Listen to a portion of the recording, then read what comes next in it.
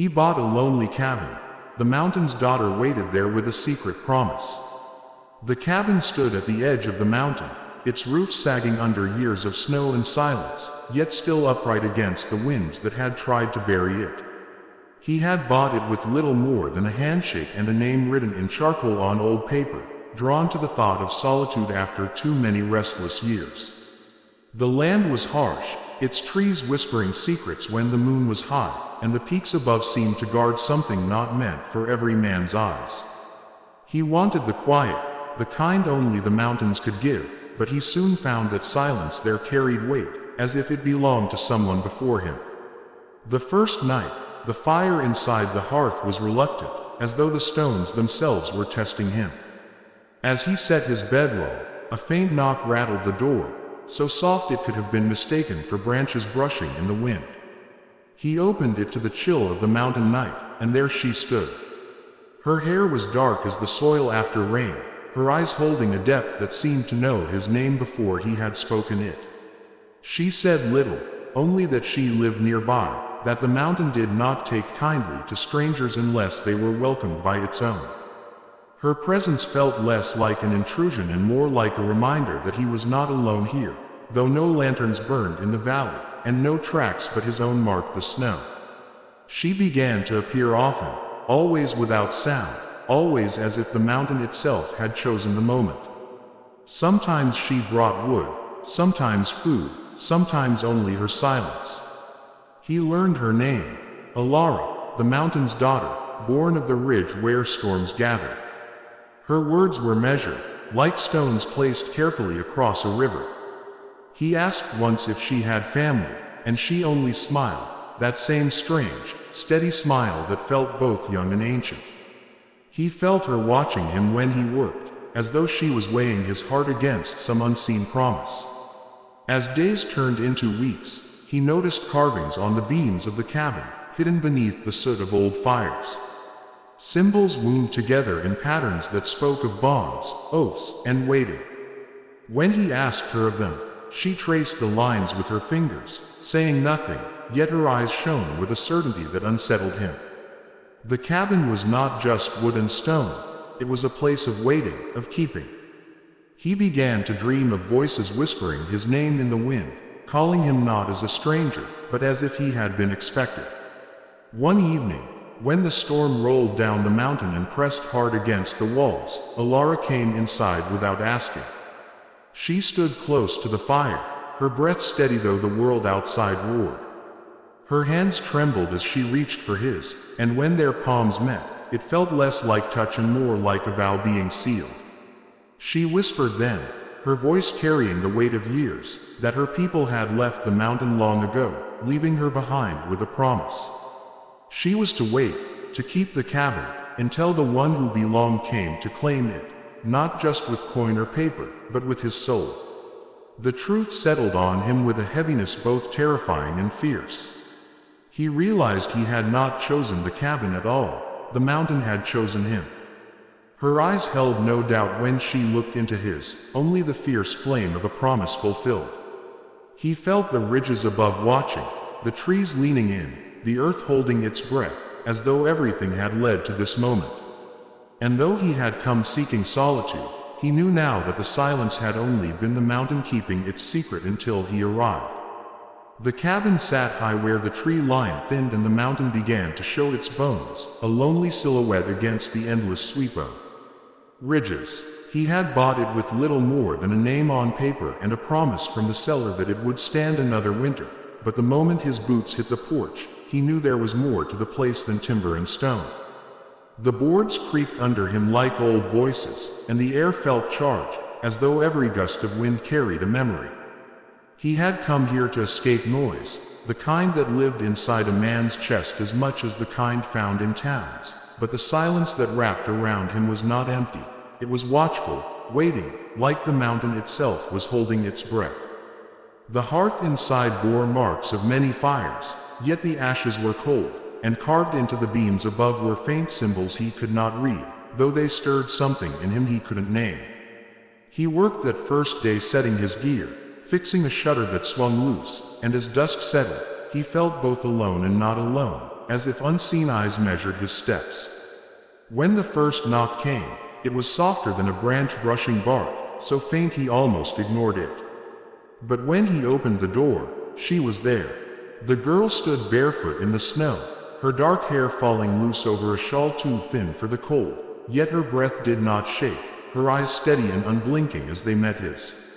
She spoke his name before he could give it, and though the sound of it on her tongue startled him, he could not ask how she knew. She said little, only that she lived near, that the mountain did not welcome men quickly, and that it would test him. Her words were not warning but something heavier, like part of a script she had rehearsed all her life. Before he could ask more, she was gone into the dark, leaving not even a trail in the snow behind her. Sleep that night was broken by dreams of wind-carrying voices, and when he woke, the carvings on the beams seemed clearer, as if the firelight had coaxed new lines from the wood. She came again in days that followed, always silent until she wished to speak, always carrying something, an armful of wood, a strip of dried meat, berries she claimed the mountain kept for those it favored.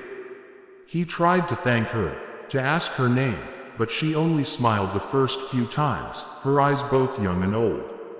At last she told him, Alara, a name that felt like it belonged to the rocks and rivers themselves. She never explained where she came from, though no cabin smoke curled in any valley he could see, no footprints but hers touched the snow when she left. When he asked of family, she lowered her gaze, and a shadow passed across her face like cloud over sun. Then she spoke only of the mountain as though it were her blood and kin. He grew used to her presence, her quiet watching as he worked to mend the cabin's roof, her soft steps bringing warmth to a place that had been lifeless for too long. Yet the more she came, the more he sensed something unspoken pressing between them, as though every glance she gave carried a weight of waiting. One evening when the sky bled red across the peaks, he found her tracing the carvings on the beams with her fingers. The symbols were not random, woven lines that seemed to speak of circles and bonds, of oaths he could not read but felt in his marrow. When he asked her what they meant, she said only that they told a story of keeping, of promises made before time had thinned. She looked at him then, long and steady, and for a moment, he felt as though she were measuring him against the story itself. That night, the wind roared hard against the cabin, and he dreamed of standing in the snow while unseen voices called his name from the ridges, urging him not as a stranger but as one of their own. He woke with his heart pounding and the strange certainty that he had not chosen the cabin at all, it had chosen him. The days stretched into weeks, and the mountain bound him tighter with each dawn, as though its ridges and shadows were stitching him into the fabric of its story. He worked on the cabin until his hands grew raw, patching the roof, sealing cracks in the logs, splitting firewood to stack high against the wall, but with every nail driven and every stone reset, he could not shake the sense that he was not building something new but restoring what had always been waiting for him. Alara was part of that waiting. She came and went as if the mountain itself allowed her passage, never leaving tracks in the snow, never shivering against the cold. Sometimes he thought she was flesh and bone like him, sometimes something more, yet each time her eyes met his, he knew she was real enough to root him where he stood. He found himself listening for her step outside the cabin, watching for the faint shape of her figure against the pines at dusk. Her silence was not emptiness but a weight, like the pause before a vow is spoken. She had a way of looking at him that made him feel unwrapped, as though every wound and regret he carried from the world below lay bare before her, and she judged none of it. Instead, she carried her own burden, one she never named but which hung in the air between them like the smoke that curled from the hearth. He longed to ask, to tear the silence open, but something in him knew the answer would not come until the mountain itself allowed it. One evening when the storm pressed down from the high ridges, Alara came without knocking. She pushed the door shut against the howling wind, her shawl dripping snow, her face pale but steady. She crossed to the fire, her hands trembling for the first time since he had known her. When he reached for her, she caught his hand and held it, her grip both desperate and sure, as if some line long held had finally frayed. Her voice broke the silence with a whisper heavy as stone, "You are the one." He tried to ask what she meant, but she shook her head, tears in her eyes though her mouth held a fierce, unyielding smile. My people left long ago, but they gave me a promise to keep. The mountain told me to wait, to guard, to hold until the one it chose came. This cabin is not just wood, it is the vow of those who lived and died here. I have waited because the promise bound me. And now, you stand here. The truth struck him like cold water. He had thought he came seeking solitude, but solitude had only been the veil. The mountain had been drawing him, guiding his steps through every turn of his life until they brought him here.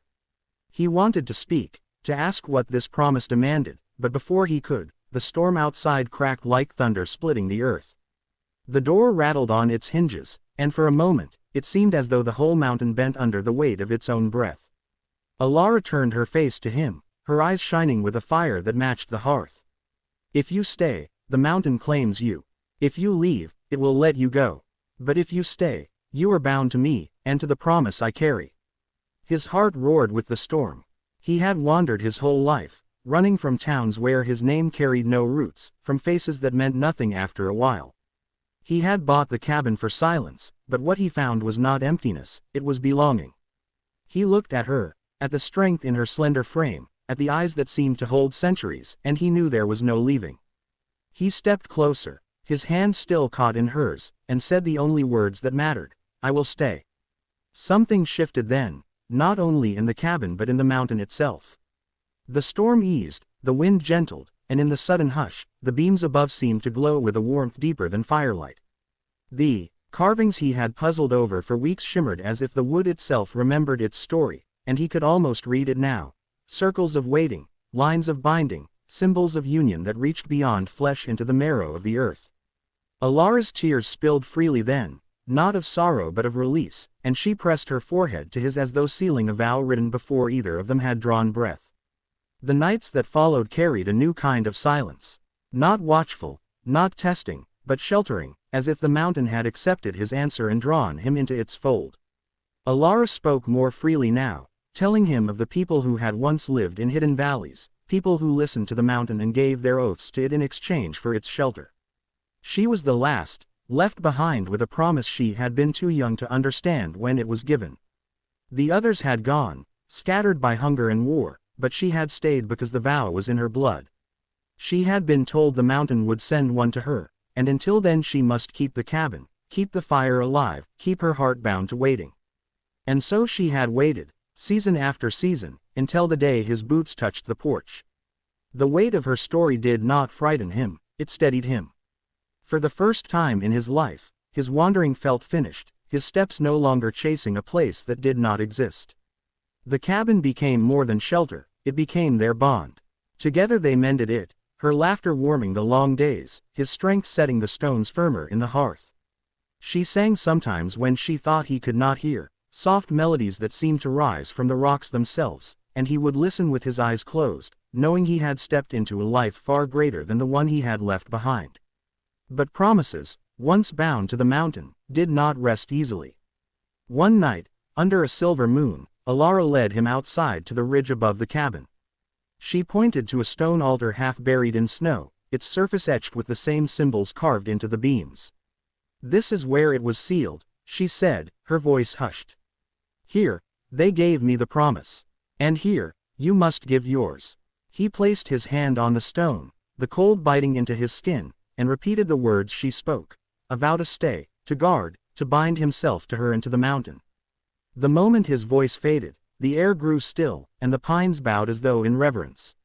He felt the weight of the vow settle into his bones, not a chain but a root, anchoring him deeper than he had ever known. From then on, he no longer dreamed of voices calling him as a stranger. He dreamed instead of a chorus that welcomed him, a choir of unseen ancestors whispering not in warning but in recognition. He belonged to the mountain, to Alara, to the promise made generations before him. And though the world below might forget his name, here it was carved into the marrow of the earth itself. Seasons turned, the snows melted, the streams swelled with spring, wildflowers spilled across the ridges. The cabin no longer felt lonely but alive, laughter echoing in its rafters, firelight glowing warm against its ancient carvings. Alara's eyes no longer carried the weight of waiting but the brightness of love fulfilled. And he, once a wanderer with no place to lay his heart, found himself at the center of a story larger than his own. For every log he set, every stone he laid, every breath he drew beside her, he knew he was not merely living, he was keeping a vow older than time. And so the cabin stood, no longer a place of silence but of promise, where the mountain's daughter and the man it had chosen lived bound not by chance but by destiny. For love, in the high places where storms are born, is not just the meeting of two hearts, it is the fulfillment of promises written into the bones of the earth itself. Under the wide silence of the mountain sky, he began to notice the small ways Alara's presence wove itself into every corner of his days. The way she laid her hand against the logs as though listening to the cabin breathe, the way her voice softened the sharp edges of the wind when she spoke his name, the way her eyes lingered on him not with curiosity but with the certainty of one who had already known him long before he arrived. When he rose at dawn to split wood, she was there with her quiet strength, stacking each piece as though the work itself was sacred. When he sat at night staring into the flames, she would sit beside him, her shoulder brushing his, filling the silence with a closeness warmer than words. He realized then that what bound him was not only the promise of the mountain but the promise of her, a vow written not on paper nor stone but in the steady beat of two hearts finding their place in the wilderness, where love was not fleeting but carved deep, like the rivers that cut the valleys below.